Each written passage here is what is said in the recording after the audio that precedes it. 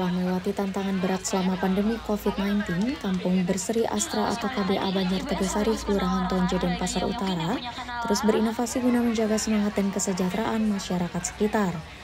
Hal itu diungkapkan Ketua Yayasan Banjar Tegasari Igede Mantrayasa di sela-sela kegiatan market dan event Banjar Tegasari pada Sabtu 21 Oktober 2023 siang.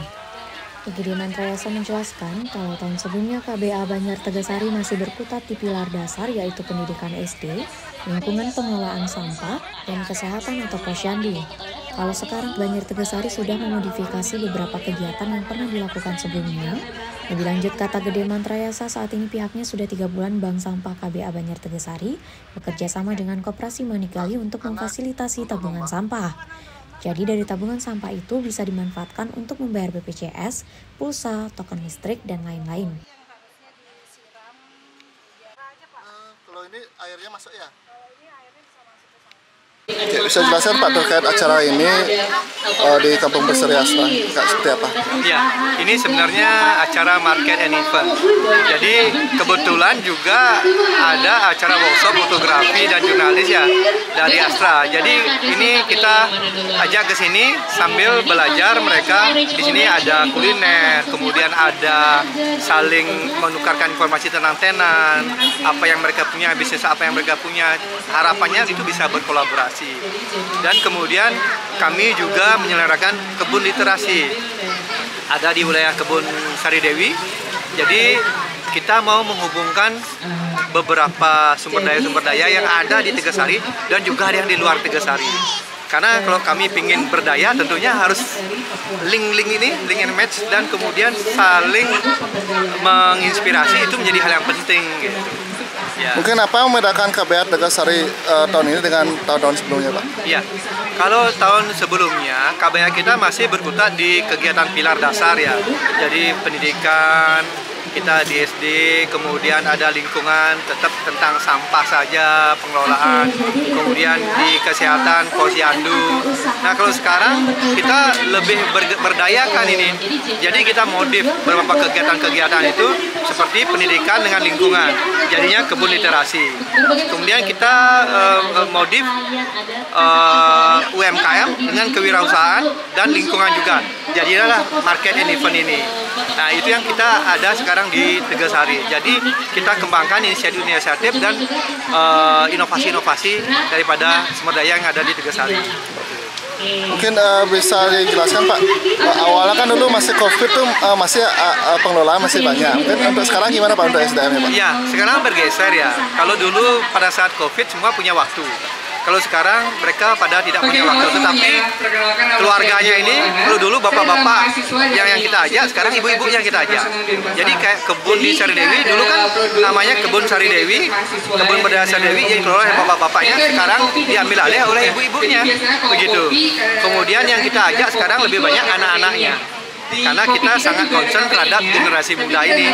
Jadi generasi muda, pendidikan usia dini kita harus berikan terhadap pendidikan lingkungan gitu. Ya, itu sih yang artinya pergeseran-pergeseran terjadi. Berarti kan tetap berjalan Pak ya? Tetap berjalan, cuman sekarang pengelolaannya jadi berbeda. Kalau dulu karena dia dikeluarkan, sekarang pekerjaan sudah mulai banyak lagi, sudah mulai aktif ibu-ibunya. Kalau ibu-ibunya juga sibuk, anak-anaknya. Jadi seperti Nah, sekarang kan musim kemarau nih Pak. Terkait kebun-kebunnya gimana nih Pak? Apa nah, ada ini jadi problem. Ada keistimewaan ya, prosesnya? akhirnya kita harus, memang kebun ini bagus sekali sebagai media pembelajaran, terutama untuk anak-anak. Kenapa? Di sana selalu ada masalah. Tidak pernah saya melihat orang berkebun dulu dia dapat role model yang fix. Pasti selalu ada masalah, entah tanahnya, entah airnya, dan lain-lain. Nah, kami di sini kan masalahnya kemarau kan, kita punya sumur kering, akhirnya kita buat sistem irigasi tetes, sehingga itu kita cukup dengan 1 botol itu sudah bisa sehari.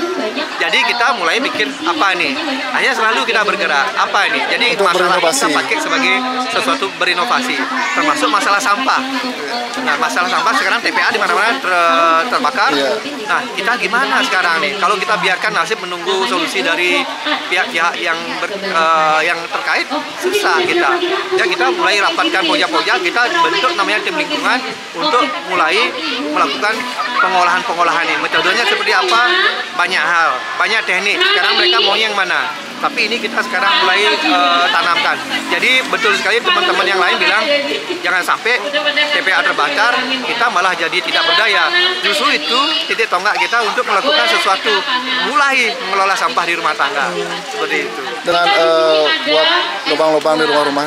Kita buat kalau memang dia punya lahan cukup, kita buat nama lubang sumur kompos yang banyak itu dilakukan di Cemengon. Teman-teman itu sudah berhasil.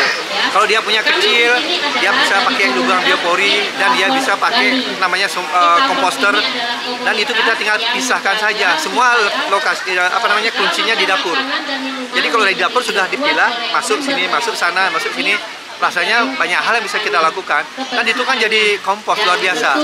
Dan beberapa rumah dia bikin komposter langsung nanam, jadi vertikultur. Jadi dia ngompos, ininya dapat nutrisi dan dia bisa petik langsung gitu. Ya, mungkin terakhir harapan apa terkait supaya banjar-banjaran lain itu ikut tergerak artinya terhadap kepedulian terhadap lingkungan gitu. Ya, jadi sebenarnya kan lingkungan ini kalau saya artinya bisa mengajak ya, ayo kita gerakkan masyarakat untuk mengelola lingkungannya, terutama sampah. Karena kalau kita masyarakat sudah mau diajak untuk mengelola sampah, rasanya program-program pembangunan yang lain itu sudah lebih mudah kita ajak. Itu kuncinya sebenarnya. Dan yang terpenting adalah keteladanan. Kita berikan dia keteladanan bahwa yang kita ajak mereka untuk sesuatu yang baik dan berkelanjutan. Itu kunci. Ya.